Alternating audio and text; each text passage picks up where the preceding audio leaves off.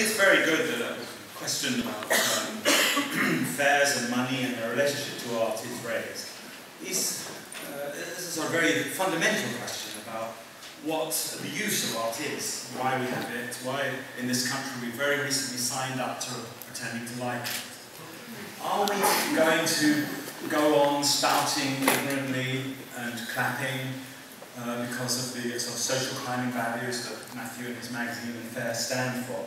Or are we going to think about the thing itself, about art itself, and what's the point of it?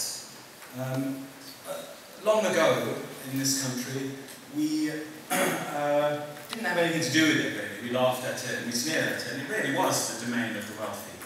And recently, there's been a great social change with a lot of confusion about wealth and values, and art in a way is a barometer of those confusions. We go to the Frieze Art Fair in order to not be Philistines, and in order to partake in the sort of the culture of our own moment.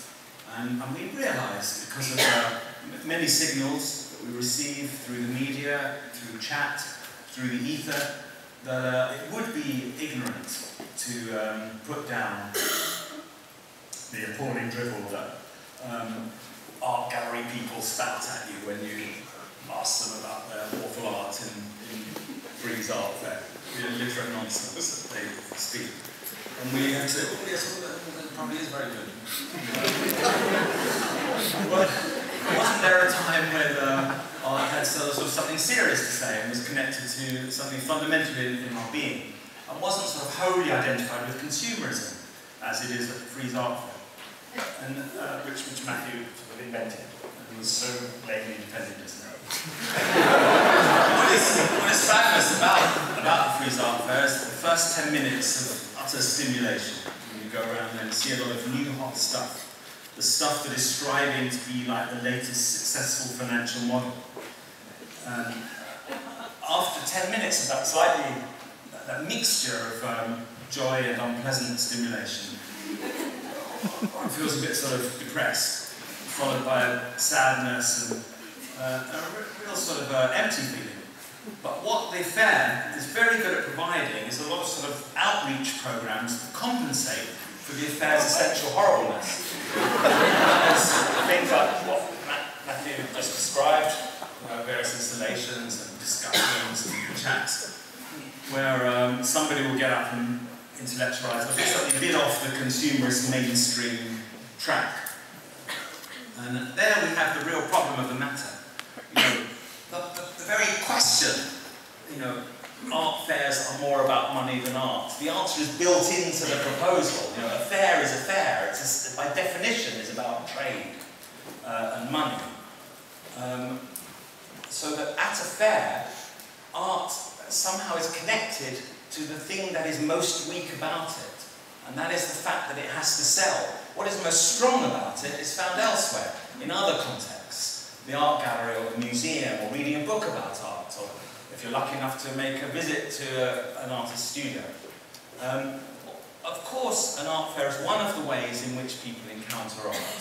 It's a recently revved up phenomenon that we've all started to enjoy. But all I'm saying is not that it's hell, or that it's the worst thing that ever happened. I'm saying it's the worst in the list of the ways of encountering art, because of its essential selling nature. But consumerism is not the thing that art is about. Art is an antidote to consumerism. And you're always looking for antidotes, marvellous, profound, and glorious antidotes to the problems and the seediness and the creepiness of life. You don't want the dark side of existence to be confirmed by art. As Matthew more about that, all his loveliness has just confirmed. And Norman often mistakes the sort of thrills of embracing darkness with the sort of essential banality of the boredom of consumerism. So I'm saying to you all, please do vote the right way, because it matters a lot in terms of your consciousness of what art is, what it's for, why we have it, why it is useful to us. We know that socially and economically it is only there, actually, to keep a market going.